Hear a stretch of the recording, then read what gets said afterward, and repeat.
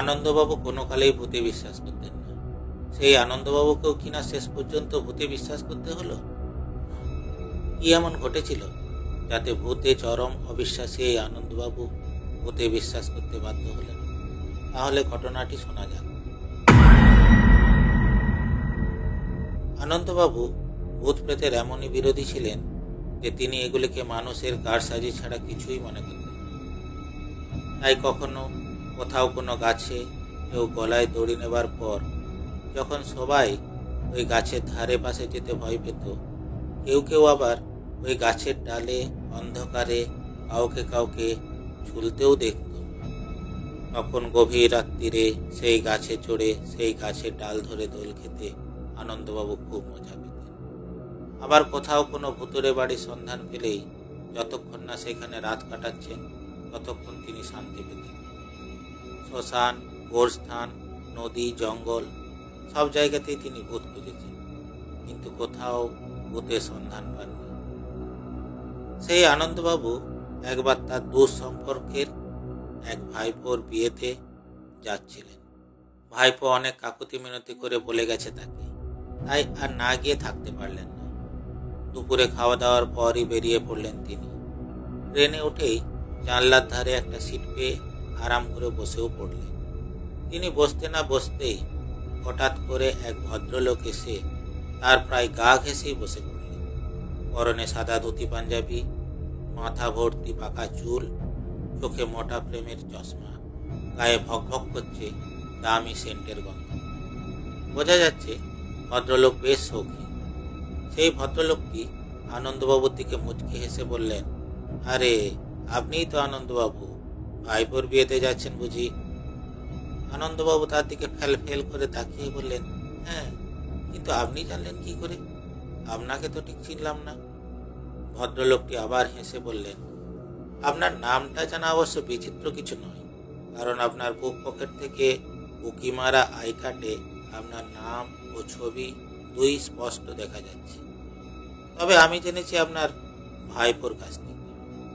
আপনার ভাইপোর পাশেই আমার বাড়ি। আপনার ভাইপোর কাছ থেকে আপনার নাম ও বর্ণনা দুই শুনেছিলাম, এখন মিলেও গেল, দুয়ে দুয়ে চার। দেখুন কি আশ্চর্য, আমার ওইদিকে একটু কাজ ছিল আর আপনার সাথে দেখাও হয়ে গেল। বেশ ভালো হলো বলুন। আনন্দবাবু একদিকে যেমন ভদ্রলোকটির দৃষ্টিশক্তির তীক্ষ্ণতা দেখে আশ্চর্য হলেন, অন্যদিকে তেমনি ভাইপোর ব্যবহারেও খুব খুশি হলেন। যাক, এবার ভাইপোর বাড়িতে পৌঁছানোর আর কোনো চিন্তা রইল না তার। ভদ্রলোকটি বেশ মিশুকি। সারা রাস্তা ভদ্রলোকটির সাথে খোশ গল্প করতে করতে কেটে গেল। ট্রেন থেকে যখন নামলেন তখন সন্ধে। ভদ্রলোকটি বললেন, আসুন, আমার গাড়ি আছে। বলেই তিনি স্টেশনের বাইরে দাঁড়িয়ে থাকা একটা গাড়ির দিকে আনন্দবাবুকে নিয়ে গেলেন। ভদ্রলোকের গাড়িটিও ভদ্রলোকটির মতোই বেশ শৌখিন, চকচকে। আনন্দবাবু চাপতেই ভদ্রলোকটি নিজেই ড্রাইভ করতে শুরু করলেন। কোথায় কোথায় আনন্দবাবু জানতে পারলেন যে ভদ্রলোকটি ওখানকার একটি কলেজের প্রফেসর ছিলেন, এখন রিটায়ার করেছেন, নাম দিলীপ বাবু। কিছুক্ষণের মধ্যেই আনন্দবাবুরা একটা সাঁকো পেরিয়ে একটা গ্রামের কাছে এসে পৌঁছলেন। ঠিক তখনই দিলীপ বাবু হঠাৎ গাড়ি থামিয়ে দিয়ে বললেন, এইটুকু পথ দয়া করে একটু হেঁটেই চলে যান, আমাকে আবার আরেকজনের কাছে যেতে হবে। দেখবেন কয়েক পা হাঁটলে একটা শিব মন্দির, তার পাশে আপনার ভাইপোর বাড়ি। আনন্দবাবু বললেন, হ্যাঁ হ্যাঁ ঠিক আছে, আপনি যে এতটা পথ আমাকে পৌঁছে দিলেন তার জন্য অসংখ্য ধন্যবাদ। দিলীপবাবু মৃদু হেসে গাড়ি ঘুরিয়ে চলে গেলেন। আনন্দবাবু হাঁটতে লাগলেন। কাছেই বিয়ে বাড়ির বাজনা বাজছে, আলো দিয়ে সাজানো হয়েছে রাস্তাঘাট। শিব মন্দিরের কাছে আসতেই রাস্তার পাশেই একটা স্ট্যাচুর দিকে চোখ পড়তেই চমকে উঠলেন আনন্দবাবু। মূর্তির মুখটা অবিকল দিলীপবাবুর মতো। মূর্তির নিচেও লেখা রয়েছে মানব দরদি দিলীপবাবু। কিন্তু এটা কি করে সম্ভব? কিন্তু মানুষের স্ট্যাচু, বেশ তো। তিনি যখন একথা ভাবছিলেন তখনই পিছনে তার ভাইপোর গলা, আরে কাকু, এসে গেছো? আমার তো খুবই চিন্তা হচ্ছিল।